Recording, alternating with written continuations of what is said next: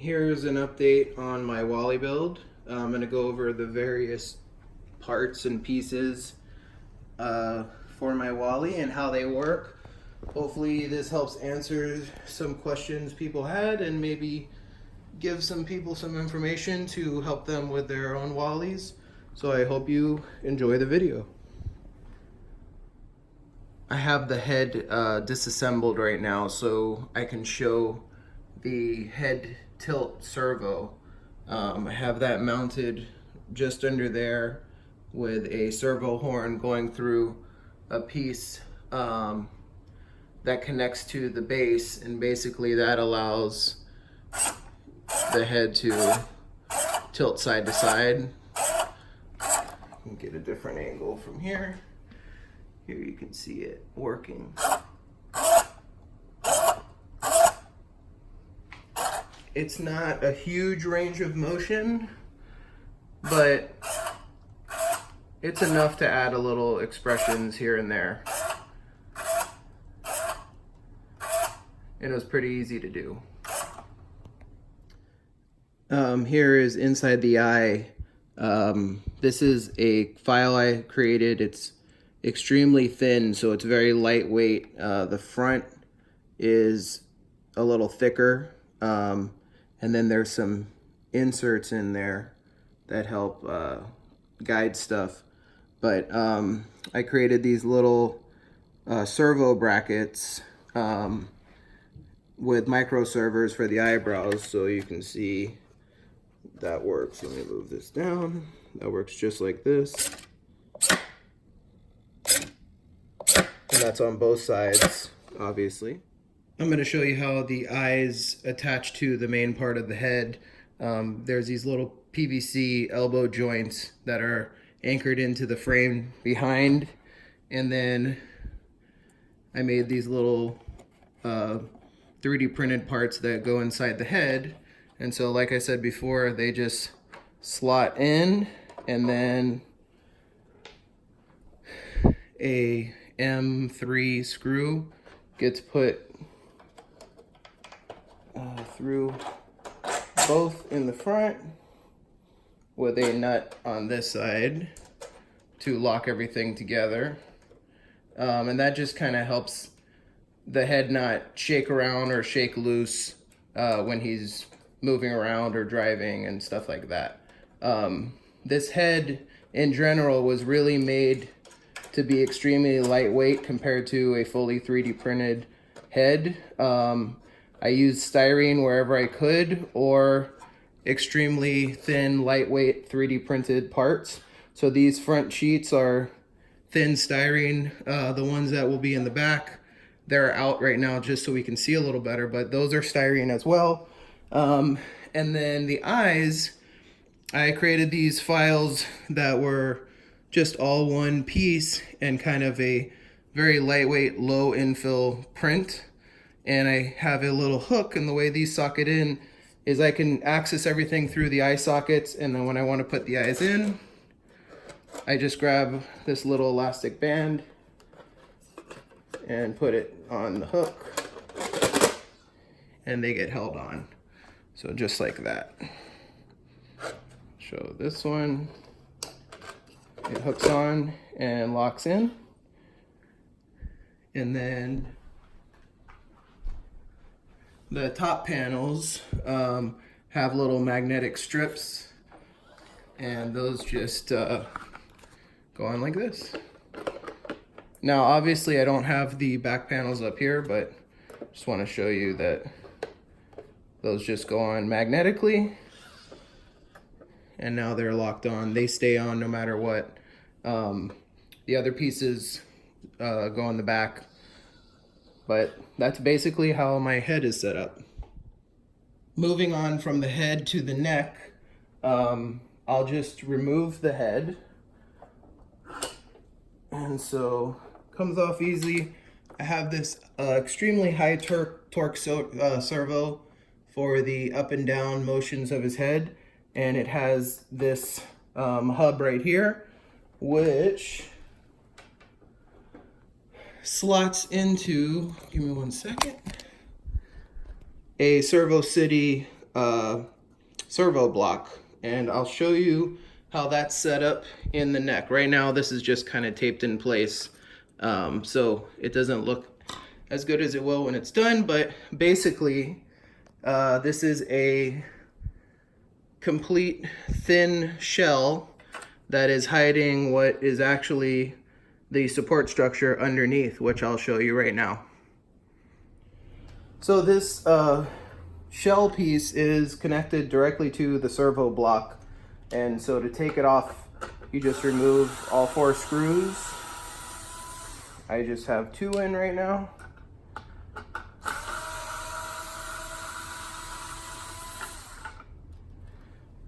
But then this whole piece slides off. You can see it's just a empty shell. I did have to extend some of these dimensions a little bit to fit everything in the back. I don't think the normal person would notice. And then for the back, which is obviously open here, there's this little back piece which connects. It'll be secured by magnets eventually, although I haven't had that yet. I have a little hole for some of the servo wire to come out of, but basically that goes on like that. And here you have the custom designed servo mount to the steel pipe. I'll open that up and give you a look inside, and I'll also take off the bottom, but to do that I need to unscrew this. So here is the exposed neck and support. I have him anchored. I have the steel pipe anchored into the base, which eventually will be on springs, but for now it's just attached in there. And then it's basically 1-inch steel pipe with 45-degree connectors. The top is a hex end stop with a hole in it, which I'll show you in a second.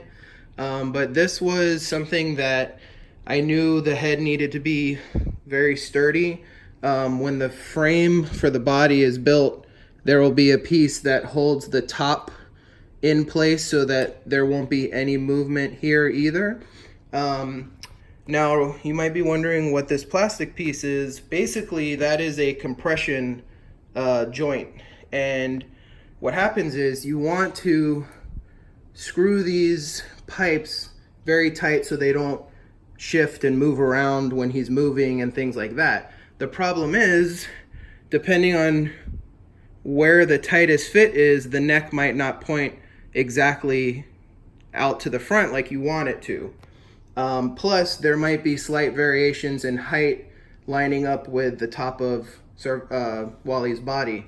So my solution to that was one of these plastic PVC pressure couplings, and basically this allows me to have 2 separate pieces, one 4-inch piece that is bolted into the base, and then one probably 8-inch piece that is connected directly to the neck.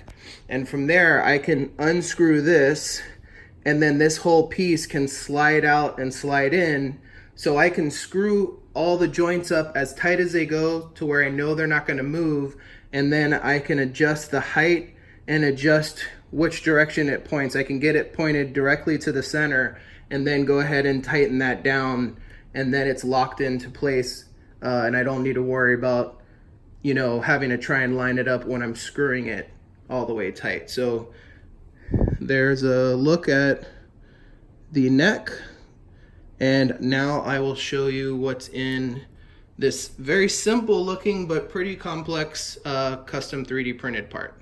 Okay, let me start with this piece. This is the servo mount piece to connect my servo to the steel pipe. This is the fitting that is on the top. It's an inch, it's made of inch steel pipe, and it's a hex with I think a 1/2 inch hole there. It's a reduction piece. So what I've done is I've created this piece that has the hex shape into it, And then on the top is a countersunk area, and I'll show you what that's for. So this slides into that nice and snug, and then in the bottom gets 2 washers,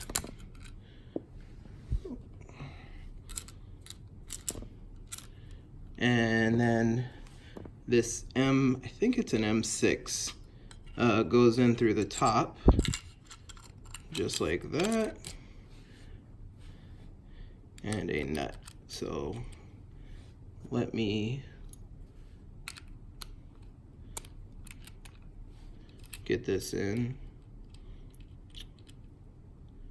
The good news is you only have to really do this once. After that, it just stays connected as one piece. So let me get all this connected. All right.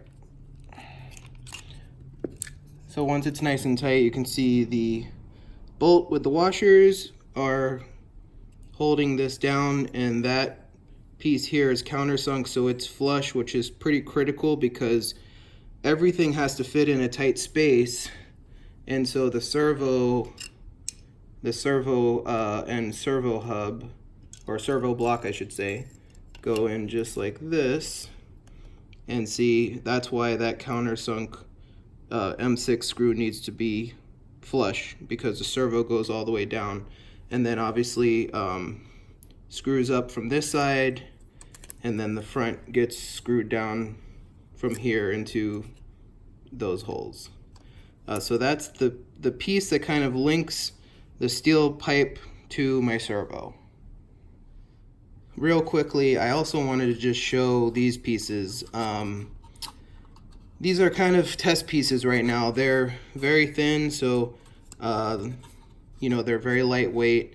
These are just cosmetic. I realized that in the real one, this is supposed to be 2 sides that go together, and really one of these sides wouldn't be solid. For the sake of being able to have the pipe and the joint inside there, I've made this one piece here, so it's not 100% accurate, but no one will ever notice that. As far as the crease here, I can either design a little bevel there to kind of separate the two, or I can just paint a line in and do some weathering and just make it look like 2 pieces using paint, which is probably what I'll do. But one last thing I need to do is, you know, this piece slides on the top of that servo hub, and then this piece fits in like that. What I'm thinking about doing is drilling a hole right through this screw on both sides and putting a Chicago screw or something in there. That way, once it's on the poles, I can lock these 2 pieces together so that they're one unit. The bottom will get locked in through the, you know, the piece on the body. And then, like I said before, this back piece kind of fits on like that. So you end up with an enclosed lightweight head that covers up the steel pipe inside.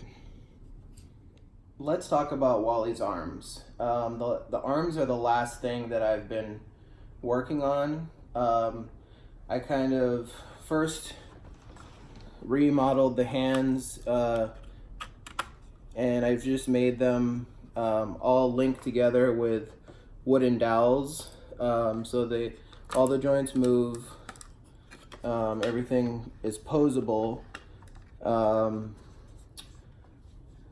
but it prints real easy, and nothing is motorized. I can just pose it and it stays that way to drive around.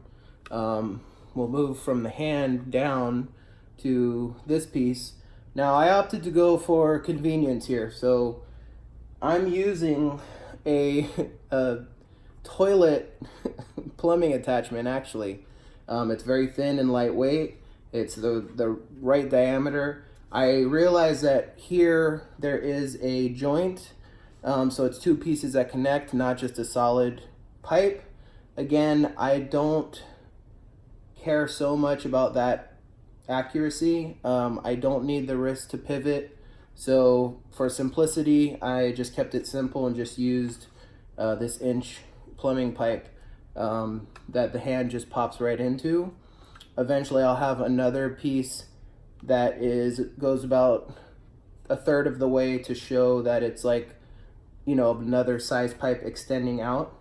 But then we go into the bulk of the arm, which I'll show you it in pieces in a second, and then goes to the shoulder, which again is just using a wooden dowel to be able to pivot. Now I'll go into what the individual pieces are. So again, I wanted to design things that are lightweight, easy to print, and are easy accessible using a lot of found stuff. So here's the other hand with the pipe fitting.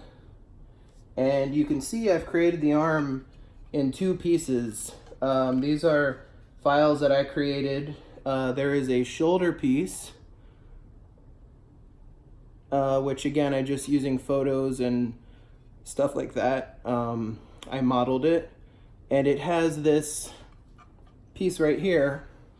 So this prints flat on the bed like this, and it doesn't require any supports because it can just be printed up with 0 supports.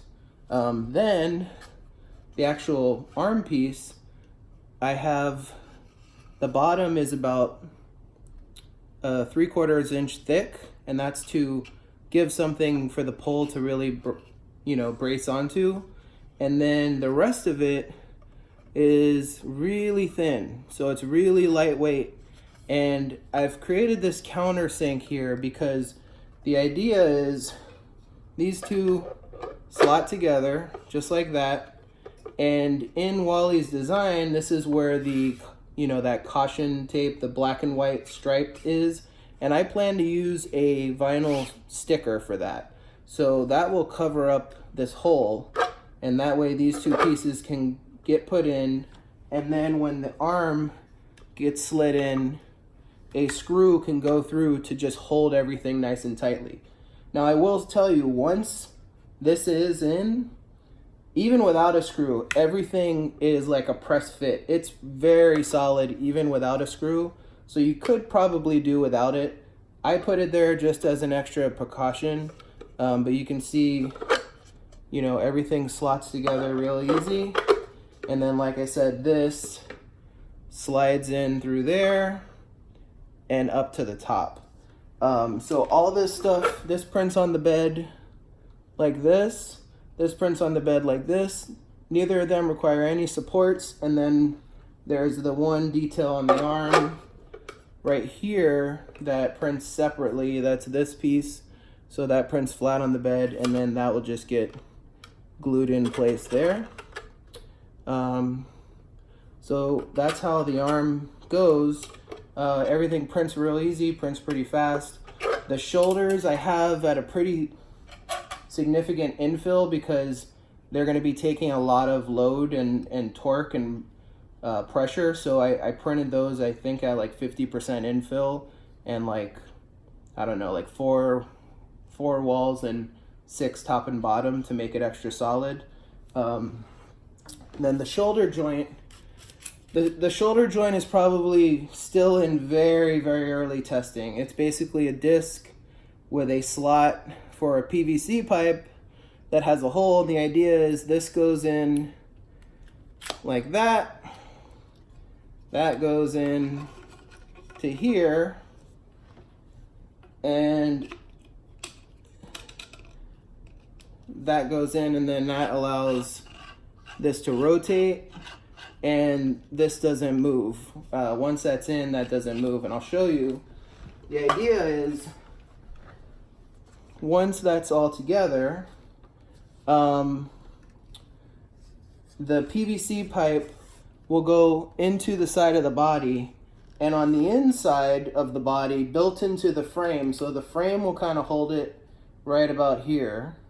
And then on the inside is this pressure fit coupling. So I can, you know, rotate, this will actually be on this side. I could rotate the hands to whatever height I want, and then inside Wally's body, I would tighten that down in place, and then Wally's hand should stay at that height. And I can, if I ever want to adjust it, I can move it up or down and in and out to kind of, again, his hands right now and arms aren't motorized, but they are posable. So I can pose them in the position that I want and then tighten everything down to hold that position. So that's my really simple way to have the hands and arms working right now.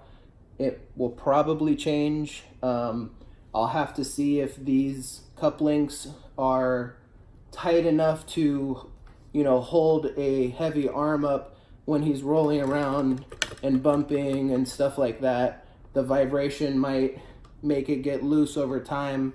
That's something that I'll have to wait and see. But everything seems strong enough for the time being. Again, this piece goes on like that. Somewhere in there will get glued in to create a nice arm. There we go. And it can rotate. So that's the arms.